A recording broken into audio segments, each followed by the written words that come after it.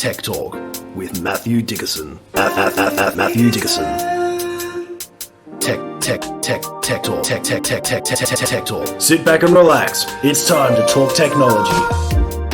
Hello, tech junkies. It's time for another instalment of Tech Talk with our guru, Matthew Dickerson, with another digital carpetbag full of news to send us headlong into the future. G'day, Matt. How are you going? Yeah, good. Thank you, James. I always love the intros from you. I never know what I'm going to be called or what premise is going to be put up this week. Well, I'll keep you waiting for the next week's one as well. Tune in, folks, for that one. But we've still got to get through this episode. We do. Look, like a lot of folks out there, I've got quite a bit of lawn at home. When I weed my lawn, I tend to take the manual labour angle and just rip them out by the roots, right? Rather than spray a ton of poison. I'm not all up for that poison, but I can't imagine doing over 8 hectares of it. What's the latest in large-scale weed whacking for us? Well, it's got to have lasers, hasn't it? Because lasers are cool. Yeah, it's got that element of Dr. Evil. Yeah, I'm going to use lasers. I was actually thinking, more like Star Wars and Stormtroopers or whatever it is that excites you. But lasers are just generally cool. Yeah. But there's an autonomous robot that's been designed that effectively goes along your paddock, and I'm assuming a bit more land than you might have in your garden at home. It's designed for farmers, obviously. Yeah, I'm reading here 8 hectares. That's, so you probably haven't got quite that much backyard. Maybe you do, I'm not sure, but probably not. But the idea is that this will go along and it's designed to have GPS, so it's got accurate location of where it is. It's got a supercomputer on board, because why not? And it's got 12 cameras to see exactly what's underneath the robot as it goes along. And then not just a laser, that would only be so cool, but 8 lasers. If one's good, then 8's got to be 8 times better. And it has got that element of Star Wars, so it just zap those weeds. That's right. it, and it zaps them. It zaps them at the rate of about 28 weeds per second. So it's not mucking around. So now, where do I get one? Well, that's right. Well, you can't get them at the moment. They're sold out for this year. Oh, wow. You can only order a model for next year. But obviously the idea here is to try and make it a bit easier from a farming sector perspective, to make the efficiency better. The equivalent, if you like, people that would do this same amount of work would be about 30. So if you've got farm workers weeding your paddock, if you've got 30, they can do that rate. That's pretty incredible. I thought 100,000 weeds an hour for humans, 30 humans, but 30 humans being replaced by one robot, that's pretty impressive from that robot as well. Yeah, and they're designed for agriculture, aren't they? It's not for your average Joe in their urban backyard. Well, it depends if you've got a lot of money and you've got a bit of a backyard to cover, but you are right, it's designed for agriculture. Yeah, and so I think anything that requires you to spray less chemical, I think has got to be a win on all fronts, doesn't it? And there have been some robots that have been designed like this one that have actually used a herbicide, so they are using a chemical, very targeted and very focused. But yeah, you're but still if it's focused, but where you've got to spray it sort of generically over your crop. Yeah, that's right. But even those ones where it does target it and just has small amount of chemical put on each plant, it's still putting some chemical there. When they have other ones that go on, as you said, rip out the weeds by the roots, and the humans that are doing the same thing, then again you're disturbing the soil, and every time you disturb the soil, it's probably not quite as efficient as keeping all those nutrients locked in. What's really cool you about also this, prepare the soil for more weeds to come in. Well, too. you're exactly right, yeah. So the cool part about this is it hits each weed with a laser, so it obliterates that weed without really disturbing the soil and without using any sort of herbicide. So it's a win-win all over. As I said before, they're sold out, so they've been that popular. They just can't make enough of these to actually keep up the demand at the moment. And I can imagine you'll see larger models. This one goes along about 8 kilometres an hour and does 8 hectares in a day, if you like. But you can see larger models coming out that will do more weeds per hour, cover more hectares. This is just the start. This is just amazing. the start. Yeah. I'm looking forward to the rest of it. Cars are getting smarter. We all know that. But now they're trying to see around corners. Well, what's all this about? Well, it's light that they're trying to get to travel around corners. And people say, well, you can't really have light that goes around corners. You can't bend light. And I am reminded, we'll throw a bit of poetry in here now, James. In all my physics teaching, I'm pretty sure you can't just bend light around corners, unless there's a bit of diffraction. But look, you're going to tell us some more here. Yeah, sorry. Well, I'm going back to Einstein's general theory of relativity here. And I don't remember being there, but I remember studying at school and uni when Sir Arthur Eddington actually observed Einstein's general theory of relativity. Einstein knew it was right. Everyone around the rest of the world went, I'm not quite sure if this is right. And Einstein, of course, as with many things, he went, no, it's right. It's obvious. Well, Sir Arthur Eddington was about 102 years ago. He observed bending of light. And he wrote a little poem which goes like this. Oh, leave the wise our measures to collate. One thing at least is certain, light has weight. One thing is certain, and the rest debate. Light rays, when near the sun, do not go straight. So, yeah, you can bend light if you've got something that's got a fair bit of mass to use a fair bit of gravity, like the sun, to bend it. But here on Earth, Ford are trying to come up with a way to almost bend light without having the sun to actually bend that light. Yeah, right. So they're making super heavy cars or something to hang out in front of it that's really heavy. No, mate. It sounds good. I like that. But what they're doing is, and I've driven cars years ago. I remember buying the first car that you turn the steering wheel and the lights would move into a corner. I thought, that's really cool technology. Yeah, that's just cool. But you tended to find that it didn't actually help that much because you're into the corner and you're turning the steering wheel and then the light started turning. Ford are now using all the information that's already there on their car. It's got a GPS. It knows how fast it's going. It knows the mapping around the area because of the maps that are installed in it. And effectively, they're saying, well, why wait until the driver turns the steering wheel? Why don't we start to turn the lights around the corner before the human gets there, before the car gets there, but you know you're going to be going in that direction. So those sneaky pedestrians on that left-hand turn there, right? So this has got to have an impact on the sort of accidents that are happening at night time, surely, yeah. Absolutely right. And the idea here is that when you're a human, you're driving along and you look to the inside of the corner as you're about to turn there because you're going to look where you go before, but the lights are still shining straight ahead. But with this, as you're coming up towards the corner, again, depending on your speed, depending on the maps that are loaded in your car, you'll start to look, but your lights will also be turning that way. And exactly as you say, whether it's a pedestrian there, another vehicle, maybe some of those pesky kangaroos that like to hide and in the dark spots on the side of the road, all of those things there will start to be lit up by these lights shining around the corner. Oh, it can only help. It can only help. And certainly driving at night obviously has got the highest fatality rate. There's the stats that show that. And it's not just for drivers. That's for drivers and pedestrians. So anything that can help us light up the night or light up the right direction. The past has often been just put brighter lights on. People talk about how many watts of lights have got on the front of their car to light up the night, but it still might be shining in the wrong direction. So this is the idea to get it shining in the right direction. There's some smart lights right there, folks. I'm loving the sound of this idea as well. The old try before you buy deal on EV cars. Well, it used to be radio rentals thing, didn't it? Try before you buy. Yeah, but particularly for electric cars, this is going to be fantastic. Yeah, it will be. One of the things that people often talk about with EVs, of course, is, oh no, they're too dear, or how would I handle if I had to drive to, name any place I want to drive to, and they just don't really get the feel or idea of it.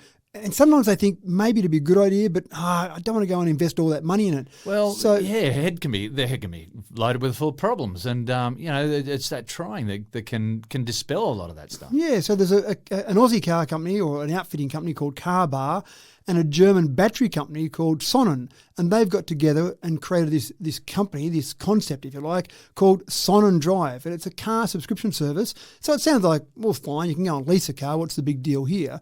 But with this one, you can go and buy a car for 2 weeks. You can change it in 2 weeks' time. You can cancel it with 2 weeks, even maybe a week's notice. So you can try different vehicles. You can say, I'm thinking about an EV. I'll give one a go for a couple of weeks. Okay, yep, that's for me. No, it wasn't for me. I'll try a different model now. You can just get the feel of it, get the hang of it. And then if you like it, sure, hand it back and go and buy your car.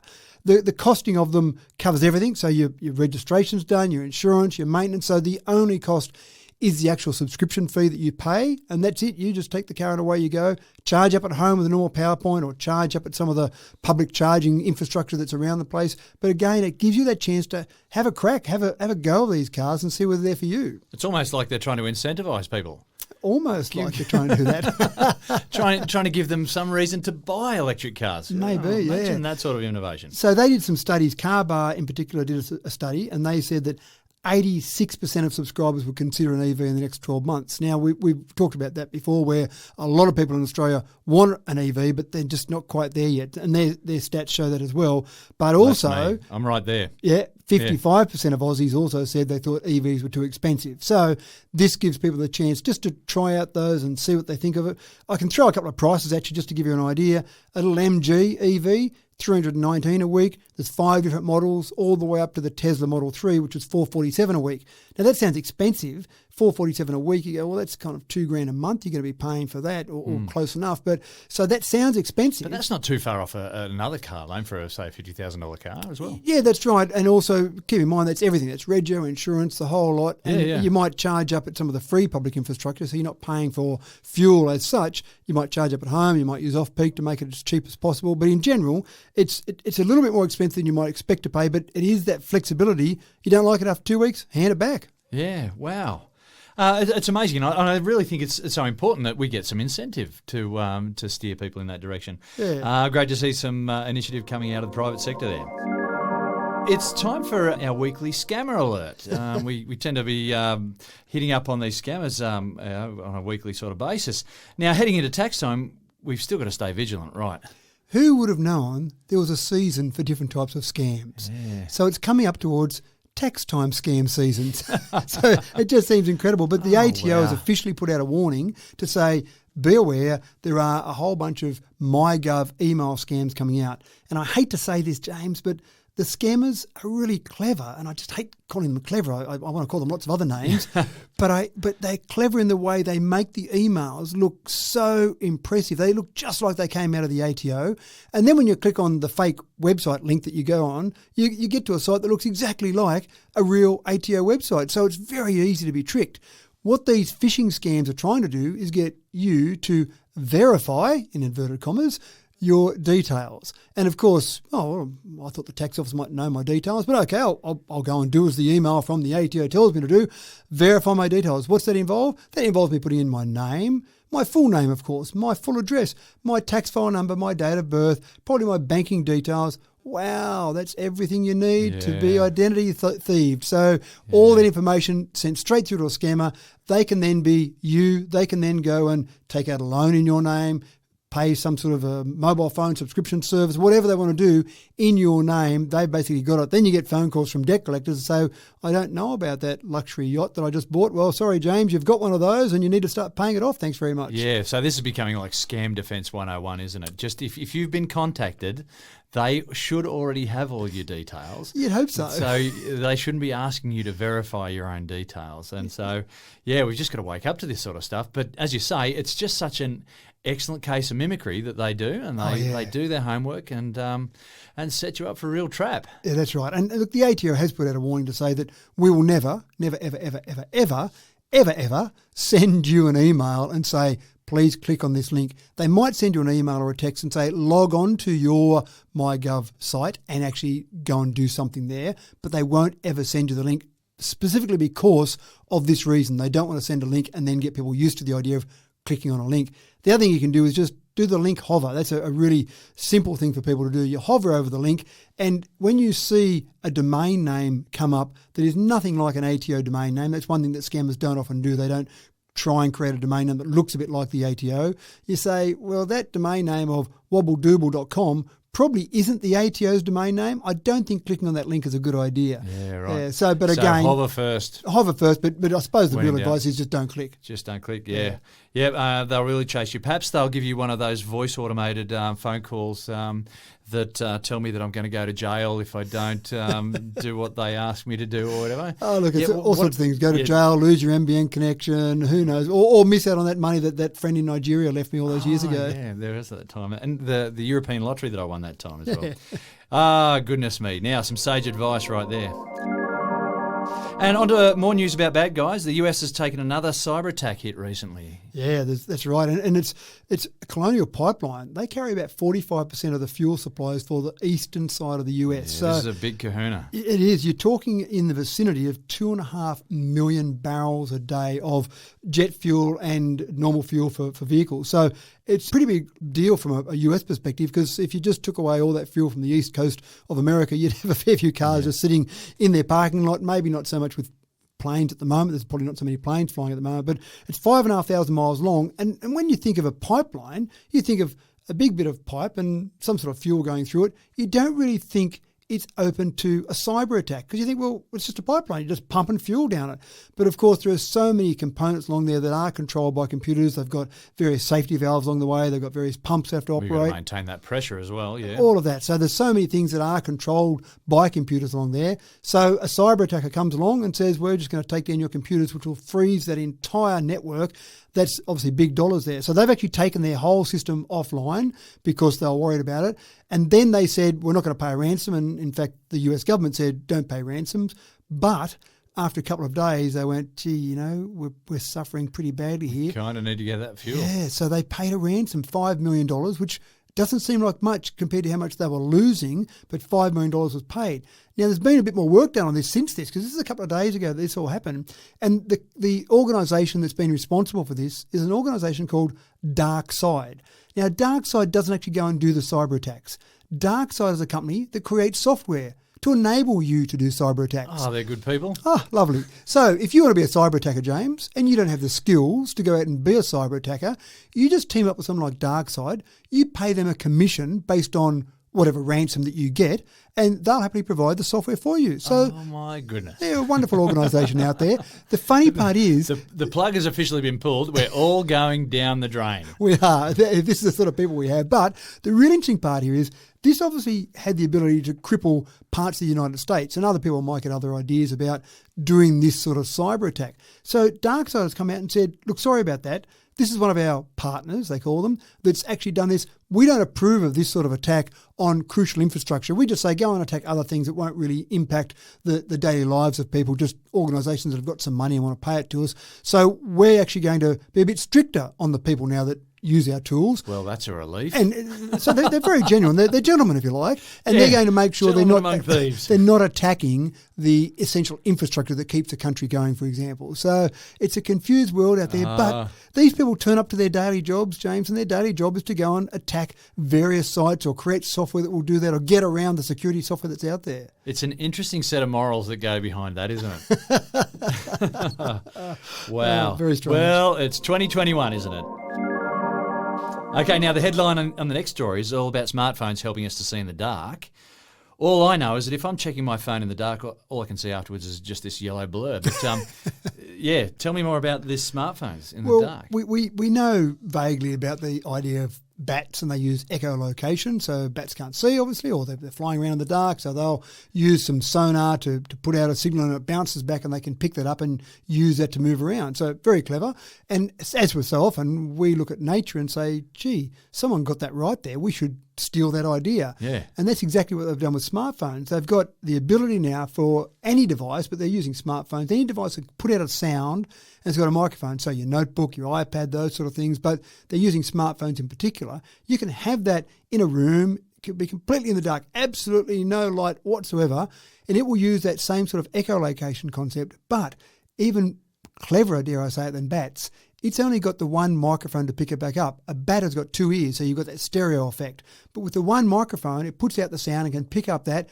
Use some pretty clever algorithms to actually come up with what is in that room, the shape of that room, things that are in the room, even people moving around the room. Yeah, right. Yeah, wow. So it actually you can see a picture on your phone of what it looks like, not in colour, unfortunately. It's all in a nice shade of green. Hard to get colour out of sound, but anyway, I hear you. So essentially you're sitting there and you can see what's in that room. Now you think, well, big deal, why don't you just turn the lights on?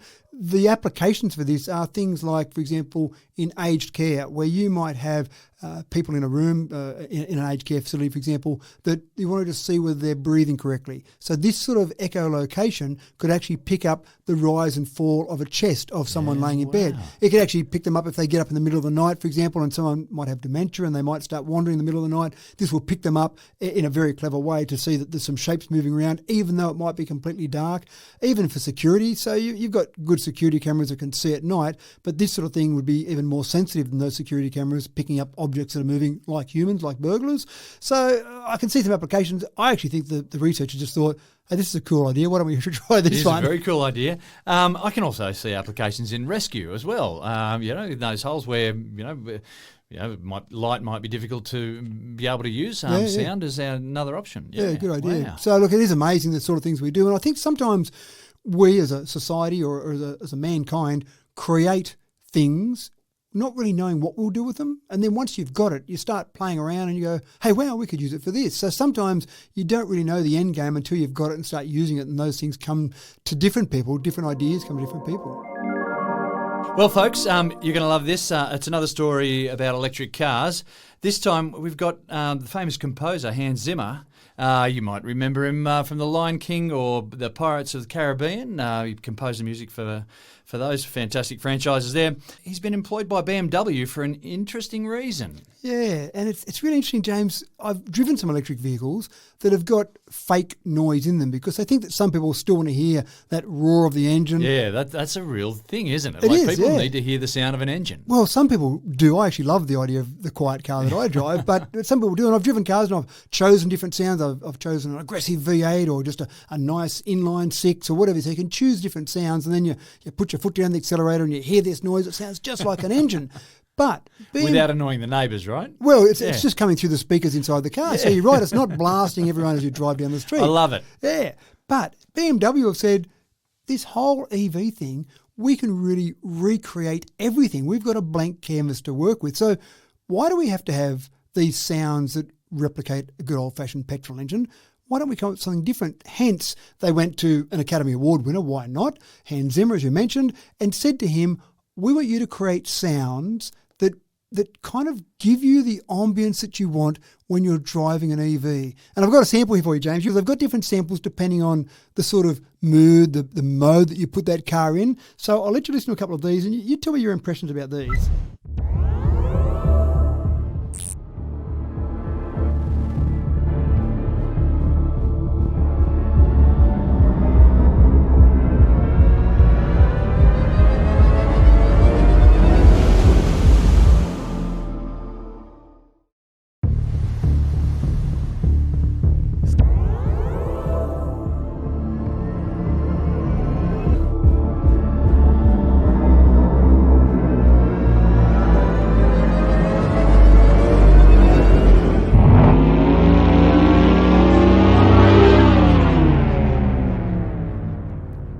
That's fantastic. I love the idea of maybe feeling like I'm driving piloting the Millennium Falcon or something like that, or maybe a TIE fighter, and getting that super special effect going there. I think that's great. I can also imagine maybe like a full choir that sings louder as you rev the engine harder or softer. Yeah, you could be conductor while you're driving. Yeah, so it's really interesting, that whole concept. And BMW would talk about, for example, they might have comfort mode, and so some of the sounds that we heard then I can see being that nice soothing sort of feel, and exactly to right. lull you off to your sleep while you're that's right, perfect. So you can have that sound going while you're driving in a nice passive mode, but then if you want to get a bit aggressive, and they're talking about one of their M series, their famous sports mode M series, having a more aggressive sound. Probably I can see some harsher sounds in that, so maybe some more percussion for example might be in that. Not that I've got any expertise in music here, James, but you can just see that sort of, or hear that sort of sound of really harsh sounds building to a crescendo as you're getting faster. And look, it's an interesting concept. Oh, look, there's a bunch of petrol heads out there right now that are shaking their heads at this, thinking this is ridiculous. Why would you ever want to do that? But there is definitely a market out there for that. There is, and it's new, and this is the really exciting thing. And they even talk about it, saying that the soundscape of an electric car is like a blank canvas. It's up to the artists, and in this case, someone like Hans Zimmer, to create that impression. So you might start to get to the point where you choose your EV based not on the looks of it or the specs of it, but you might choose it because it's got a better soundtrack than another EV. Because it plays jungle noises while you're driving down the highway. Yeah, why not? That's excellent. Anyone who knows this show knows that we're pretty damn interested in electric vehicles. There are no surprises that we're all up on the Ford's latest with their electric ute. This is going to wind up our rev heads once again. We've got this ute that's coming out that's an electric car. I don't mean to, James, but I just seem to have these EV stories every week. There's so many EV stories. Yeah. I try not to, but I just get bombarded with so many EV stories. It's a really exciting space in the whole EV market at the moment. But the F-150, the Ford F-150, the truck as they call them in America, or as we'd call them here as a ute, that's been the biggest selling truck, and in fact the biggest selling vehicle in the US for the last 40 years. Yeah, of course. And of course, because it's big. It's big. And it's got a big engine. That's right. And it sucks a lot of gasoline. And why not? Because petrol's cheap in America, so why bother? So Ford are about to release their F-150 electric version. So you can imagine their target market probably is the people who like to burn lots of petrol and who cares about it and make noise as you go. And I don't want those whissy little Hans Zimmer noises. I want some real noises coming from my exploding petrol engine. But the F-150, they've got a name for it now. It's called the Lightning. It might be a throwback to back in the early 90s. There were some F-150 trucks called Lightning. I'm not sure what the Lightning pertained to them, but obviously now it refers to electricity. And they're pretty impressive vehicles. So this is going to be the debut. This is going to be the first release of all the specifications. We'll find out exactly how much power, the range. We don't know any of those things at the moment. All we know is that there's going to be an F-150 released in about a week's time. It's going to be called the Lightning, and it's going to get people polarised, I think, anyway. Well, it definitely will. It's got the propensity to really get some noses out of joint, but also bring some new people along. Yeah, that's right. But look, I imagine that it will be something that has specs, acceleration specs, power specs, towing specs, that will blow the old F-150 out of the water, because I don't think Ford know their market obviously better than I would, but I don't think they would release something that would be inferior in any way to an existing F-150. It would be too easy to be criticised by the opposition. Yeah, so if it's easy to criticise, it only needs to be a little bit worse, and there's your entire investment gone. And it is an investment. You've hit the nail on the head. Ford said that they'll spend $11.5 billion over the next couple of years to produce a dozen different electric models of cars. So significant dollars we're talking about there. They've already spent about $500 million with Rivian, so they've invested or co-invested with Rivian $500 million there. They've got their Mustang, the Mach-E Mustang. I'd love to see that brought here because the Mustang's got such a great reputation. So they've already started delivering Mustangs to people. So Ford, I think, for a really old traditional manufacturer going back to good old Henry back in the early 1900s. Yeah, so for Ford to say this electric thing, we've got to get on board, I think that's really throwing down the gauntlet to a lot of other traditional manufacturers. Well, yeah, it's a market that has to get moving. Moving on from electric vehicles and diving a little bit deeper in, shall we say, we're now into autonomous vehicles. Ladies and gentlemen, you probably loved Arnold Schwarzenegger in Total Recall back in the mid-90s there. And I remember a scene there where they're in Mars, on Mars I should say, and they jumped into a taxi and there was no driver. It was a robotic taxi. You're in a Johnnycabs. Matt, tell us more about this. We're headed for the robotic taxi, is that right? We're here now. In fact, there's 5 places in the world at the moment that you can actually have a robotaxi. So some of those robotaxis have someone in the driver's seat and they do nothing, just there to make people feel comfortable. But you've got 2 places in California. Imagine being employed just to chat. Just to make people feel like it's safe here, even though I'm doing nothing. I don't have a driver's license. Sorry about that. And you don't have to talk. A lot of people get into a taxi, they don't want to talk anyway. Exactly right. Exactly right. So there's 3 places in China and 2 places in California you can actually get in one now. So they're running now. They're running right now. They're trying to get more approvals to go into more places and get to the point where there's absolutely no one in the car or in the robotaxi whatsoever. But already these vehicles have driven, without the help of humans, they've driven 5 million kilometres.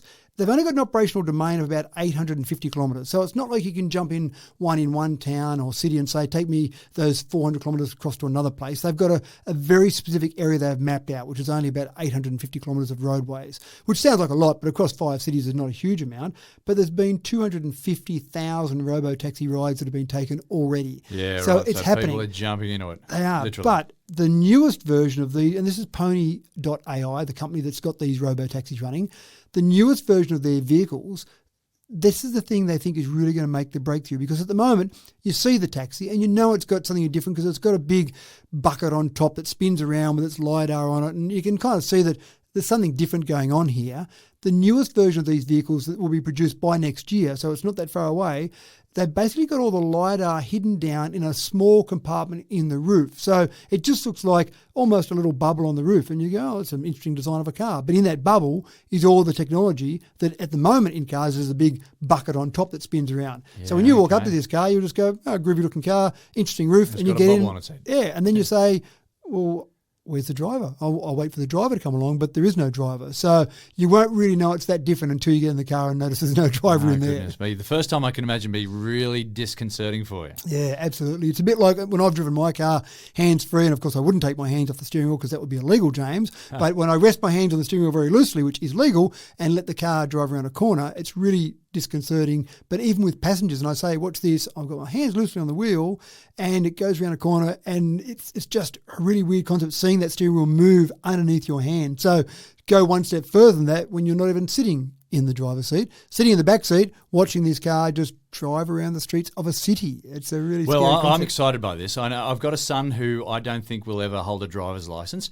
and so he needs some independence. He needs to be able to get around town. So I look forward to them hitting our town shortly. Yeah. So anyway, it's using LiDAR. It's got 4 LiDAR sensors on it, front, back, out to the sides. They've got a range of about 500 metres. So look, it's all the technology that's being developed to make all this happen. There's a bit of an argument about some different companies using video rather than LiDAR, but in my opinion, that the real solution is a combination of both. But the general view here is that this is happening. You can bury your head in the sand if you like, but this is happening. And before we know it, we'll be getting in a taxi that's got no driver in there. Well, I can only imagine. And right now I've only got Total Recall from the 1990s to help me out with that. Ladies and gentlemen, thank you again for tuning in. This has been Tech Talk with Matthew Dickinson. I'm James Eddy, and it's been a pleasure speaking with you.